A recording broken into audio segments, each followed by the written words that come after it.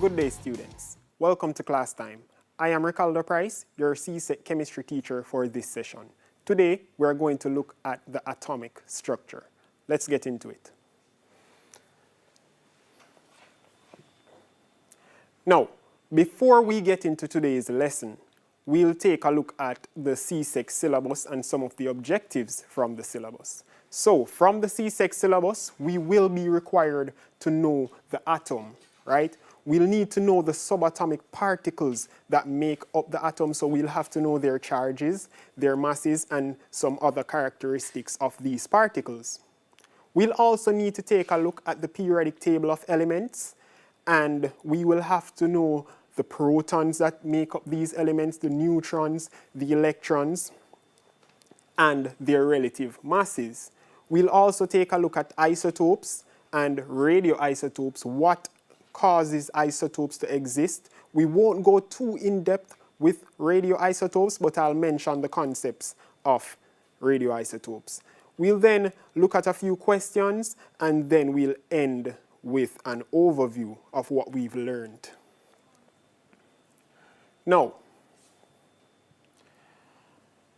in the 1600s, scientists couldn't conceptualize the idea of an atom being this small particle with a positive center, with electrons orbiting this positive center in shells, right?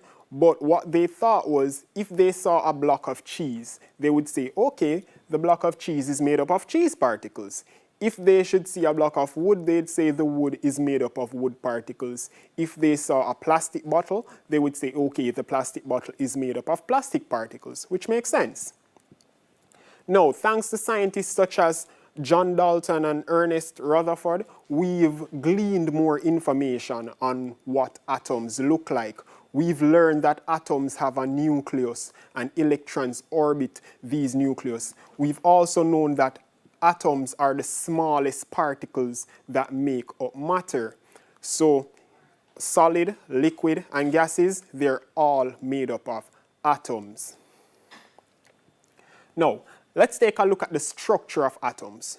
Now, just like the solar system, the atom has a lot of similarities in that at the center of our solar system, we have the sun, right? And orbiting the sun, at fixed distances, we have planets. And these planets orbit in a spherical pattern around the sun. Now, the atom, similarly to the solar system, has a center which is called the nucleus. Now, orbiting the nucleus are the electrons. Now, these electrons orbit the nucleus because the electrons are negatively charged and the nucleus is positively charged. So there is an electrostatic interaction between the electron and the nucleus. And with the solar system, there is a gravitational pull that keeps the planets in orbit. So for both systems, you have a central nucleus with particles orbiting, and the force that keeps it orbiting for the atom is the electrostatic force, while with the solar system, it's a gravitational force. So there's a lot of similarities between the two, if you want to have an idea of what atoms actually look like. All right, let's get into the atom. The atom, as I had mentioned before, has subatomic particles, and these subatomic particles are the protons, the neutrons, you can see there in purple, and the electron, which is orbiting the nucleus. Now, the proton has a positive charge, and I'll mention this in the next slide. The proton has a positive charge. The neutron, as the name suggests, is neutral. Neutron, neutral, yeah. The electron, on the other hand, has a negative charge, and that's the interaction between the proton and the electron that keeps the electron in orbit. Now, let's take a closer look at these subatomic particles. Now, the proton has a mass of 1.67 times 10 to the minus 24 grams. It has virtually the same mass as the neutron. Therefore, their relative mass, relative to each other, is 1. So the relative mass of the proton is 1, while the relative mass of the neutron is 1. However, the proton bears a positive charge, while the neutron has a charge of 0. It is neutral, right?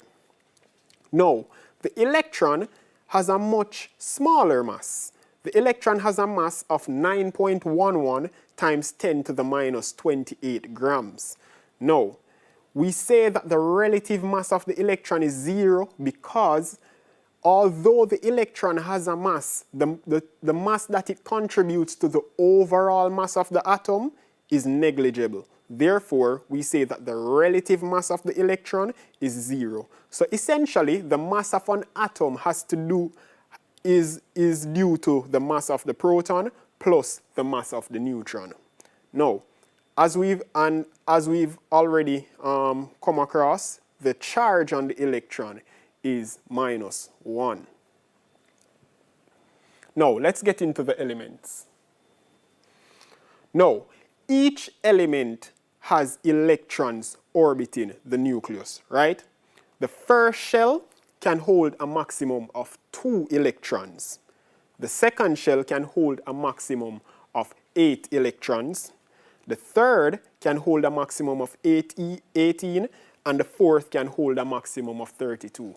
Now, we'll come across an anomaly later on in this session where we just mentioned that the third shell can hold a maximum of 18 electrons. But since we're focusing on the elements 1 to 20, when the third shell has 8 electrons, we should ensure that we put the next incoming electron in the fourth shell. And this is only the case for the first 20 elements.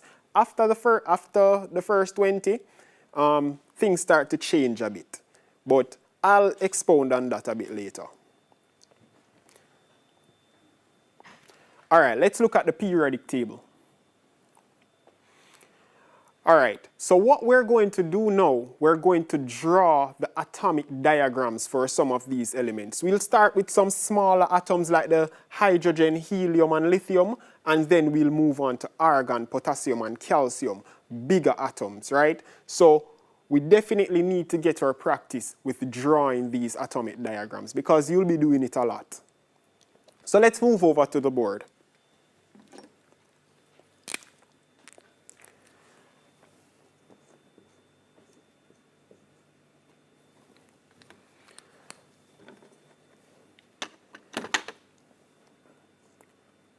So the first one that we'll draw is for hydrogen. Now, hydrogen has an atomic number of 1. And it has a mass number of 1. So an atomic number of 1 means that it has 1 proton in the nucleus, right? Now, hydrogen has 0 neutrons. So when you're drawing these atomic diagrams, you have to show the amount of protons and neutrons within the nucleus. Once you've accomplished that, you can move on to the shells and how many electrons are orbiting the nucleus. Now, hydrogen has 1 electron orbiting the nucleus. And this makes sense because it has 1 proton, so it needs 1 electron to cancel out that positive charge, right? So this is the atomic diagram or atomic representation for hydrogen. Now, if we were to add another electron to this system, it could occupy this first shell as well because we did mention that the first shell can hold a maximum of 2. But if we were to add a third electron to this shell, to this atom, it would have to occupy the second shell. So let's move on to helium. Helium. Helium has 2 protons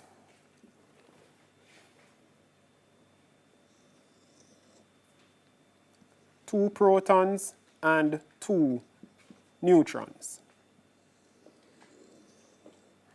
So since helium has 2 protons, we would expect it to have 2 electrons,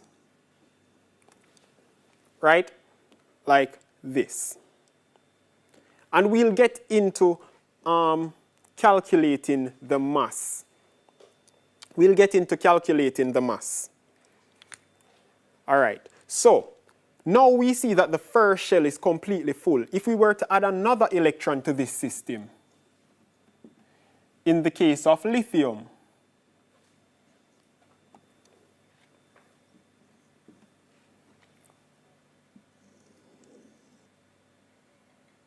three protons, 4 neutrons.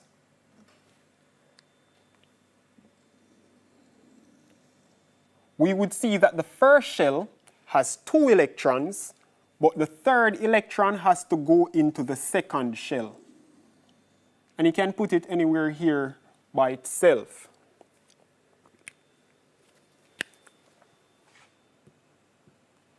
So, this is how the atomic representation for these 3 atoms is displayed. All right, let's take a look at argon. Argon has an atomic number of 18. So, you can see that it has 18 protons to cancel out the negative charges of those 18 electrons.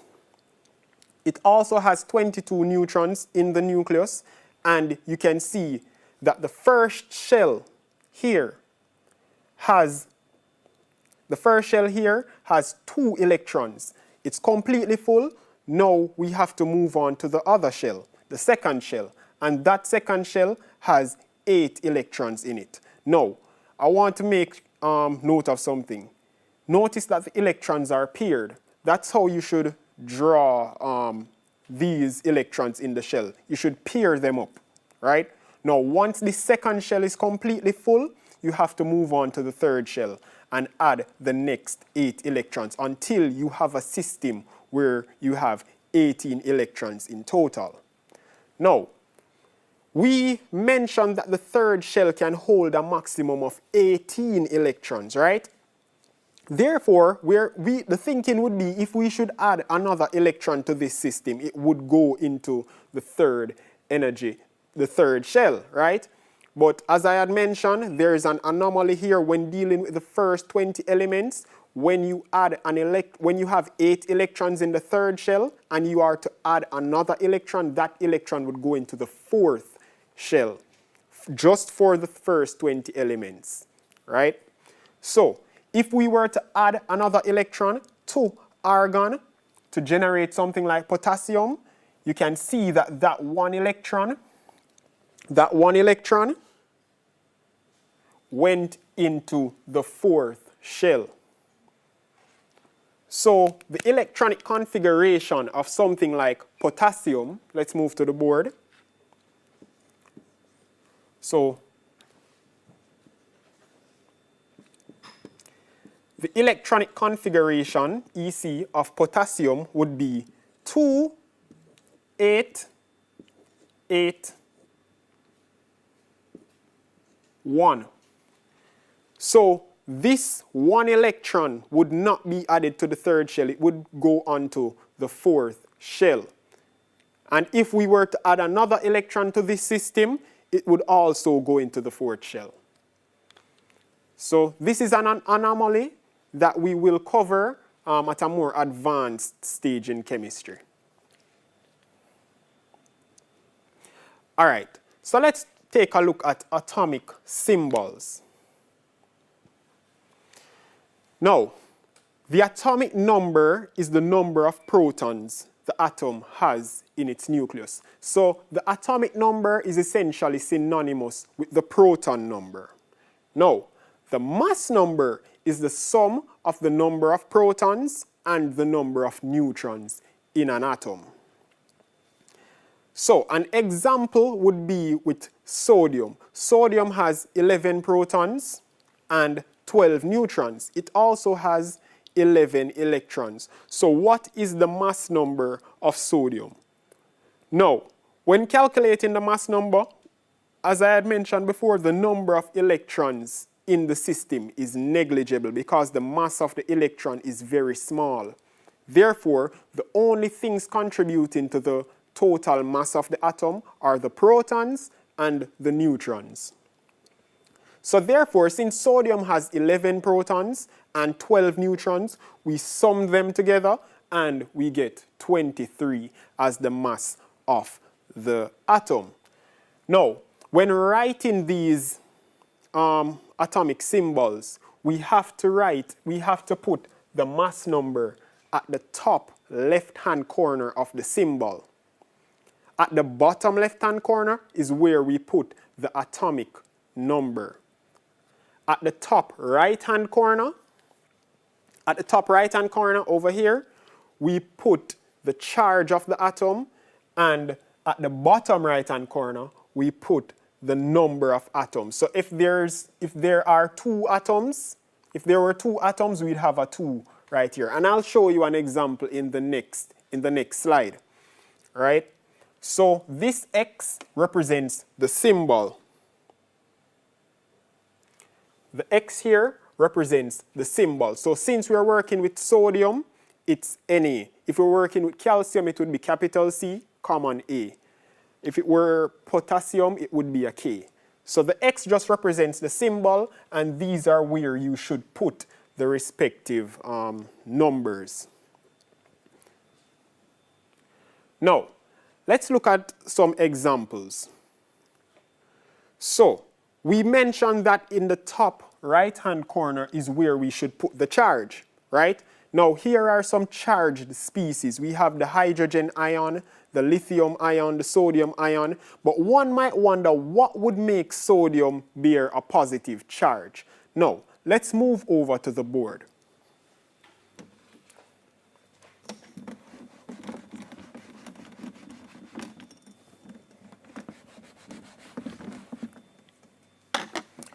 Now, sodium has an atomic number of 11. That means sodium would have 11 protons because we said that the atomic number is synonymous with the proton number. Now, it has 12 neutrons. So let's put in the electrons. We have to put in 11. We have to put in 11 electrons because we have 11 protons. So the first shell gets 2. It's completely full. So we have to move on to the next shell. So the next shell would have 8 because that shell can hold a maximum of 8 electrons. Now we have 10 electrons, but we know that sodium has 11 electrons, so we have an extra electron to put in. So we put that extra electron in the third shell by itself, like this. Now this is normal sodium. This is normal Na1123. But in the example, we have Na plus. Now this plus sign signifies that we're losing negative charge, meaning that we're losing electrons. The positive charge means that we essentially lost this electron. Why? We have 11 electrons, right? 11 electrons. And we also have 11 protons. But if we lost an electron, we would end up with 10 electrons and still have 11 protons. So therefore, there would be an excess of 1 proton. And it's this 1 proton that's resulting in sodium bearing a positive charge. And if sodium or any element bears a charge, positive or negative, we have to write it at the top right-hand corner of the symbol. Now, let's go back to the board. Now, so you can look at all these ions here and you'll see that we represent the charge at the top right-hand corner of the symbol. Now, if we should take a look at the number of atoms for oxygen, the superoxide anion, and the peroxide anion, we'll see that the number is written at the bottom right-hand corner. So I think everybody should know oxygen gas, and it's O2. The 2 at the bottom means that it's 2 oxygen atoms bonded to each other. Now, the superoxide anion shows that there's also 2 oxygens bonded to each other, but it has a charge as well. It has a charge that is represented in the top right-hand corner. The charge is -1, or you can write minus, just to simplify it. The peroxide has 2 oxygen atoms bonded to each other because you can see the 2 in the bottom right-hand corner, and it also bears a -2 charge. Now, this is essentially how you should write the atoms. Right. Now, before we go any further, let's take a look at the difference between relative atomic mass and mass number. Now, mass number is just the sum of the protons and neutrons in an atom. So if you have 11 protons and 12 neutrons, the mass number is just to sum them and you'll get 23. Now, the relative atomic mass is the ratio of the average mass of one atom of an element to 1/12 the mass of an atom of carbon-12. So essentially, the relative atomic mass is comparing the average mass of an element to 1/12 the mass of carbon-12. The mass of carbon-12 is roughly 12. Therefore, 1/12 of that value should be 1. So essentially, you're comparing the mass of an element to 1, which would eventually equate back to something similar to the mass number, right? So, the mass of carbon is 12. Therefore, 1/12 times 12 is roughly 1. So you're comparing the element to 1. Also, the RAM, relative atomic mass, is unitless. It has no units because it's a ratio. So essentially, if you have 12 grams of something and you divide it by 12 grams of something, you'll get 1. And the grams will cancel. So that's why the relative atomic mass is unitless, because it's a ratio between 2 things that have the same units. All right, so let's take a look at isotopes. Now, what are isotopes? Isotopes are atoms of the same element with the same number of protons but a different number of neutrons. That is, it has the same atomic number but a different mass number. This right here is an error. It says same mass but a different atomic number. It's the other way around. It's the same atomic number but a different mass number. Now, so, as I had mentioned before, the number of protons in an atom is equivalent to the atomic number. And the sum of the number of protons and neutrons is the mass number. So, let's look at an example. Now, carbon-12. Well, carbon has 3 isotopes. Carbon-12, carbon-13, and carbon-14. Now, carbon-12 is the most abundant isotope in that it has a 98.9% abundance. What that means is that if you have 100 grams of carbon right in front of you, 98.9 grams of that would be carbon-12. 1.1 gram of it would be carbon-13. And less than 0.1 gram would be carbon-14. Now, if you should look at all these isotopes, you'd realize that they have the same number of protons. They all have 6 protons, right? Signifying that it is carbon. They, however, have a varying number of neutrons. But what that means is that they vary in mass, but they are the same element because they have the same atomic number, 6, right? Now, let's look at another isotope. Now, these are isotopes of hydrogen, and they're called protium, deuterium, and tritium. They all have the same atomic number. You can see it right here in the bottom left-hand corner. Sorry, let me go back.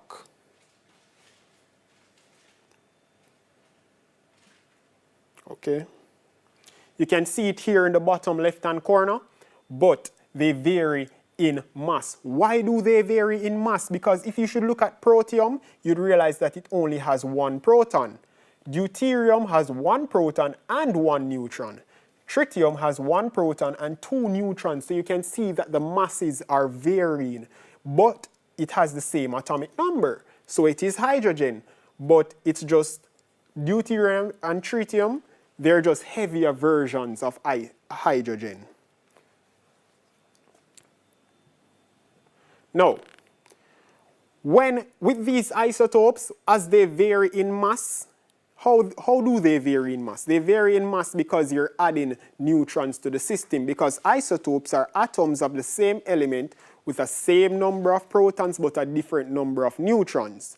Now, since you're adding neutrons to the nucleus is getting bigger and bigger and bigger, and then a concept known as radioactivity comes about. Why does that come about?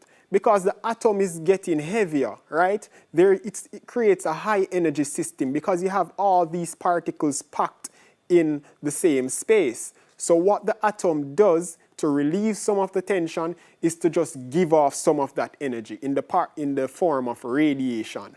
Now, when it gives off the radiation, some of the radiation are actually particles that bear mass, because the aim is to relieve some of the mass, right? Makes sense. So what happens in radioactive decay is that you have a parent nucleus. Usually this parent nucleus is an isotope, a radioactive isotope or radioisotope. And what happens is that it has a very big mass, so it gives off radiation in the form of what we call alpha or beta particles. We won't go into in depth relating to what these are, but at a later stage in chemistry, a more advanced stage in chemistry, we'll define what these forms of radiation are. Now, so the parent nucleus or the radioisotope gives off radiation and it loses mass and forms something called a daughter nucleus, which is a lot more stable than the parent nucleus. So let's go back here. What is radioactivity? This is the spontaneous breakdown of an unstable nucleus by the emission of radiation in the form of beta particles, alpha particles, and gamma rays. And I mentioned before, at a later stage in chemistry, we will go in depth as to what these are. It occurs when there is an excess of neutrons in the nucleus, and a more stable atom is formed in the process, which is the daughter nucleus. Now, some applications of radioisotopes. The first one is carbon-14 dating or radiocarbon dating, and it's essentially used to determine the age of artifacts and fossils and archaic items. You have iodine-131, which is used to treat thyroid cancers. Now, iodine-131 is a radioisotope, so it gives off energy. It gives off radiation, I should say, as before. And what happens is that the iodine-131 is applied to the area bearing the cancer, and it gives off these radioactive particles. It breaks down via radioactive decay. Now, these radioactive particles can damage normal cells, but it can also damage the cancerous cells as well. The advantage with using iodine-131 is that it does not stay in the body very long. It's passed out. It has a half-life of 8 days, meaning that it breaks down over 8 days. So it can be passed through the body without staying in the body and causing too much harm. There's also uranium-238. A lot of persons know of uranium. It's a great power source. It's used to power nuclear submarines. It's used to power nuclear power plants. It's used to even make bombs. So uranium is pretty well known. Now, before we end today, let's look at a few questions.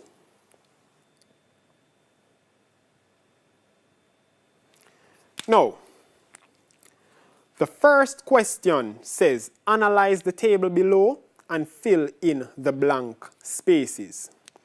Now, In this table, we have the symbol, the atomic number, the mass number, protons, neutrons, and electrons. And we have the first one is sodium. So they're telling us that sodium has an atomic number of 11. It has a mass number of 23. But what is the proton number and what is the neutron number?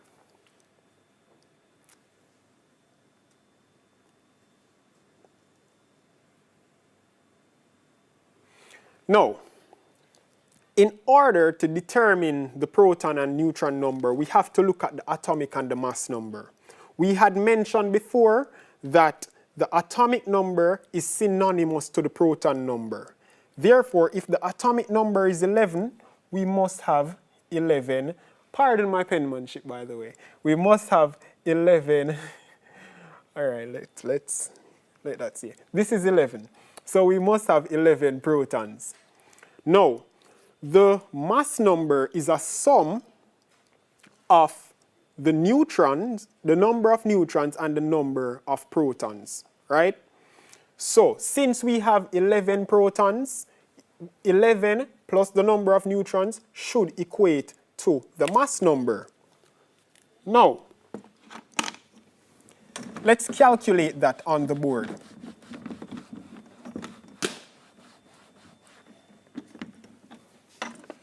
So, proton plus neutron equals mass number. Therefore, so this is no longer chemistry, this is now maths. So now the mass number is 23, therefore 23 minus 11 equals 12. Therefore, the number of neutrons should be equal to 12. Right? Now, we have a sodium ion in this case. We have Na+. All right? So the atomic number, they say, is 11. Therefore, the proton number must be 11 as well. The mass number is 23. Therefore, 23 minus 11 equals 12, just as before. But now we want the number of electrons. You would think that, hey, it's sodium, so it must have an electron count of 11 because it has 11 protons, so you'd need 11 electrons to cancel out that charge and make it neutral. But this is not neutral. This is Na+. Therefore, this signifies that we lost 1 electron. So therefore, we have 10 electrons. Now, chlorine. The atomic number is 17, so we know that the proton number is also 17. Right? The neutron number is 18, and we know that the mass number is equal to the protons plus the neutrons. Therefore, if we should sum 17 and 18, we should get 35. And that's good. Now, we have an unknown element. They say that the atomic number is 17, so the proton number must be 17. Now, 35 minus 17 would give us the neutron count, and that would be 18. But we see that the proton number does not match the electron number. What that means, since the electron number is more than the proton number, that means we have extra electrons in the system. Therefore, we have a chloride ion, Cl minus. So this should be Cl minus the charge at the top, because we have 18 electrons and 17 protons. We have an excess of 1 electron. Now, we have another unknown here. And we have 8 as the atomic number. Therefore, we should have 8 as the proton number. Therefore, to get the mass number, we have to sum these two, 8 and 8, and we should get 16. And then again, when we look here, we realize that the proton number is 8 and the electron number is 10. That means we have 2 excess electrons. That means we have oxygen. Why oxygen? Because the atomic number is 8. That's why I'd mentioned that you guys have to familiarize yourselves with the first 20 elements. You have to know the atomic numbers for each. Now, oxygen has an atomic number of 8. It has a mass number of 16. And here, it has 2 extra electrons. Therefore, it is an ion with a 2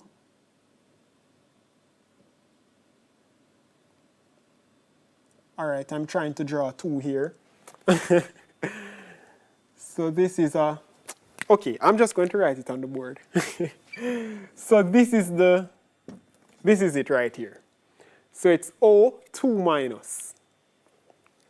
All right, so let's take a look at the next question. Now, it says draw the atomic diagram of the element phosphorus and deduce its electronic configuration. Hint, phosphorus has an atomic number of 15. Now, this would be the electronic configuration or the atomic representation of phosphorus with 5 electrons on the 3rd shell. So we have to speed through because time is about to run out. Now, let's take a look at the next question. It says an element X has a proton number of 6, however, it has a mass number of 14. Which of the following best describes this element? It has a proton number of 14, therefore, it has a proton number of 6 and a mass number of 14. This element is an isotope of carbon because it's radiocarbon. So, today we've looked at the atom, we've looked at subatomic particles, the periodic table, isotopes, and radioisotopes.